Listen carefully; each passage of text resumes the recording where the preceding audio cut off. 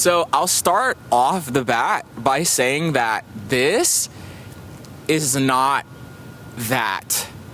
So you know how like when you, I don't know, when like artists and bands and musicians will sort of be like, oh, text us. This is our real number. And it's not their real number. It's like some thing to sign up for like notifications for like their concerts, or like it's a newsletter or a marketing thing, which is fine. Like I'm not there's no shade to that. Just this is not that. This is my actual phone, and this is my actual phone number. So like this is the number that like my friends have, my families have, some of my teachers have. This is the number. We all have heard the cliche of like, though we're more connected than ever, we're more disconnected than ever, we're lonelier than ever. It's cliche, but there's a reason that it's cliche. There's an element of truth to it. And, you know, I don't have any of those sort of platforms anymore. I don't have Instagram or X or Facebook or anything like that. Because in a way, I just felt like those sort of connections, they just feel kind of cheap, you know, kind of flimsy, kind of like plastic, you know, versus that of a number. And in the past few years, I've kind of made a practice of, in my EPs and in my record, of just having like a little track at the end of me just talking about it and giving my phone number out. And I've made a lot of friends this way. I've heard a lot of beautiful stories this way. And I've been able to talk to a lot of people this way. Just to like hear their stories and hear what they're going through or what they're thinking about, exploring, what they're hoping to try.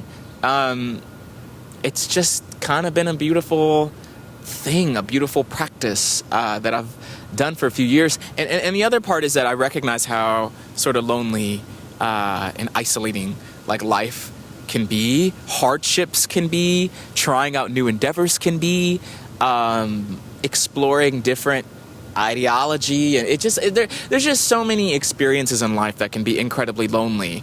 And you may be in this sort of in-between space or liminal space where you're not quite comfortable sharing it with your local community, whether that be your friends or your family. You're on your way there, but in the in-between, there's a sort of prudence in hesitating before communicating, like in communicating these ideas prematurely.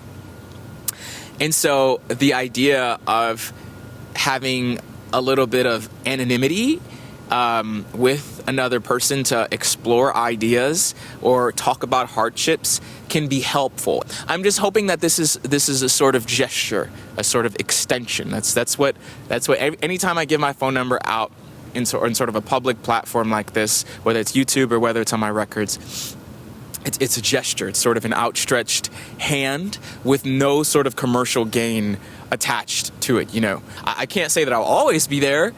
Sometimes I'm asleep. Sometimes I'm working. And yeah, I can't say, you know, I'm available 24/7. But I'm available sometimes. And yeah, you just don't have to. The option is there.